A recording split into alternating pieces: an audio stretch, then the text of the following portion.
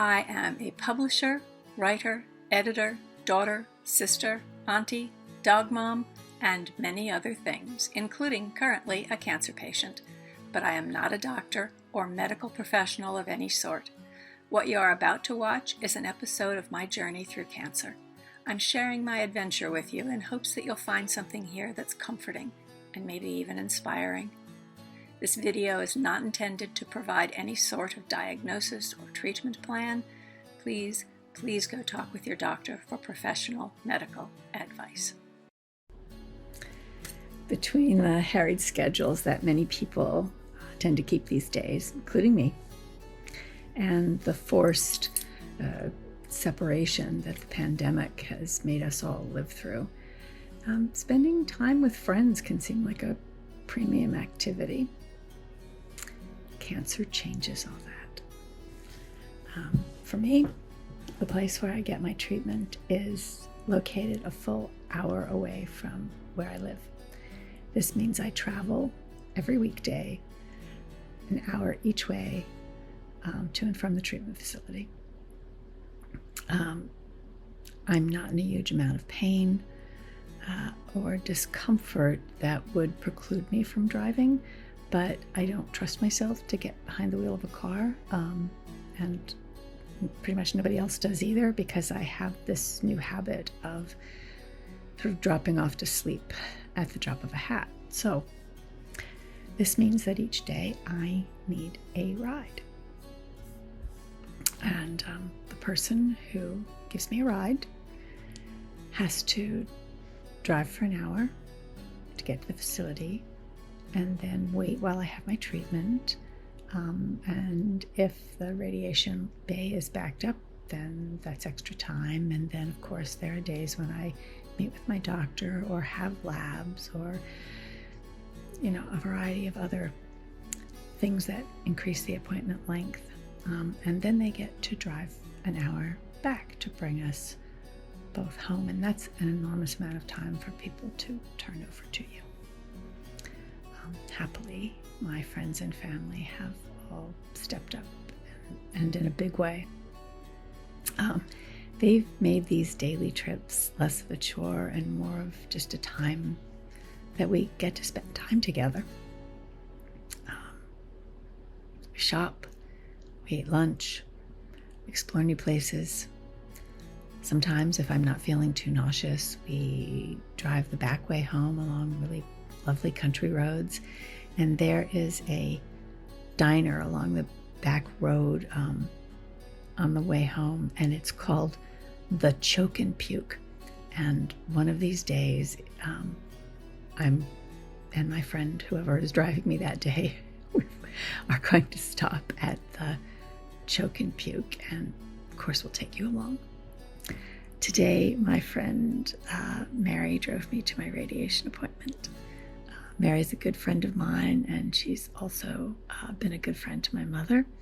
The two of them were teachers together and union activists, and they share so many things: a wicked sense of humor, a taste for red wine, the fact that both of their wardrobes are primarily black. Mom asked Mary to be in her wedding, and I was in the wedding as well when she married my stepfather. And that we talked today about it being such an elegant wedding, even though the bridesmaids and the ushers, who were all women, all wore black, and the priest was a little shocked. I love Mare for so many reasons, but that's in no small part that like my mother, she's a little subversive. So Mare and I are in the car heading back from the 4th day of my 3rd week of radiation. Thank you, Mary, for driving me. You're welcome. 1 hour up and 1 hour back, 5 days a week, and Mary has been a stalwart about being on my chauffeur team. That's what friends are for. That is what friends are for. No kidding. Yeah. I'm not going to sing, though. I'm not going to break into song.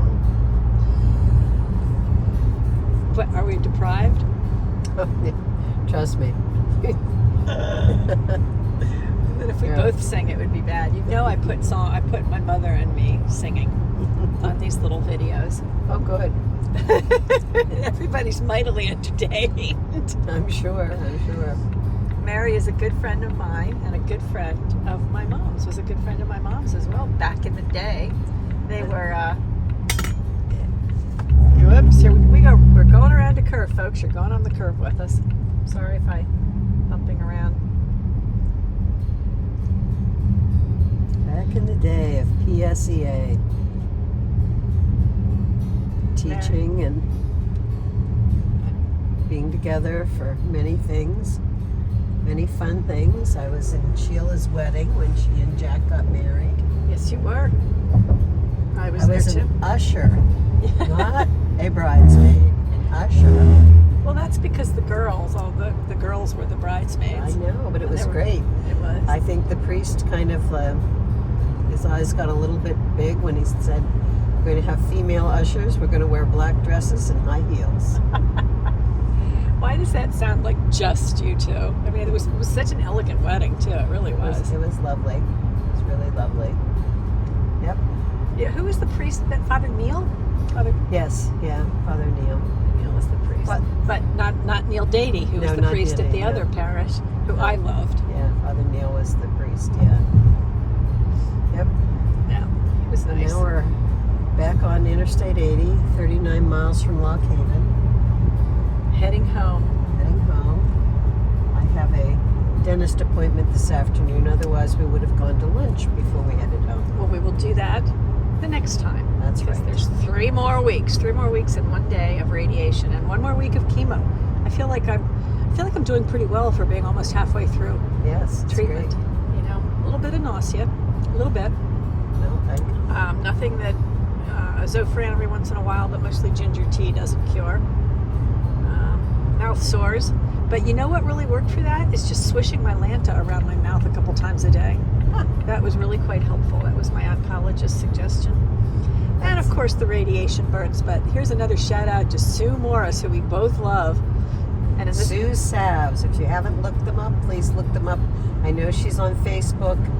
But I heard calendula cream is a revelation for the radiation burns. I mean, I thought earlier this week, by the end of the week, I wouldn't be walking. But I'm not in pain now. I am not in pain. And it's totally because of that calendula cream.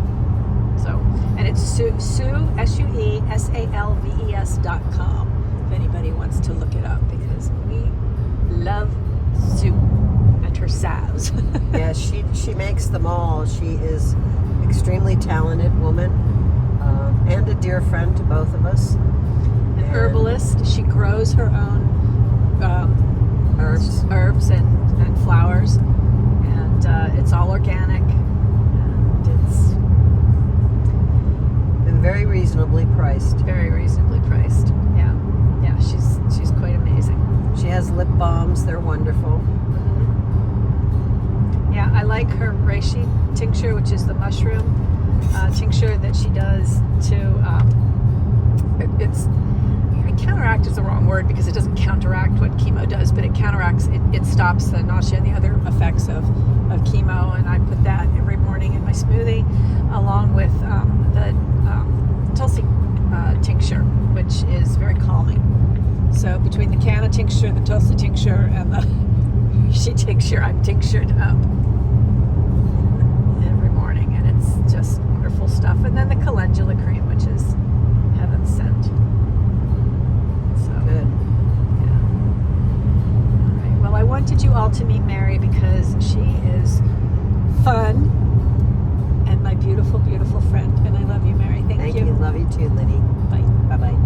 If you liked this video, don't forget to give it a like, subscribe, and ring the bell. Also, don't forget to call your senators and your congresspeople to demand universal health care, and most importantly, don't forget to vote.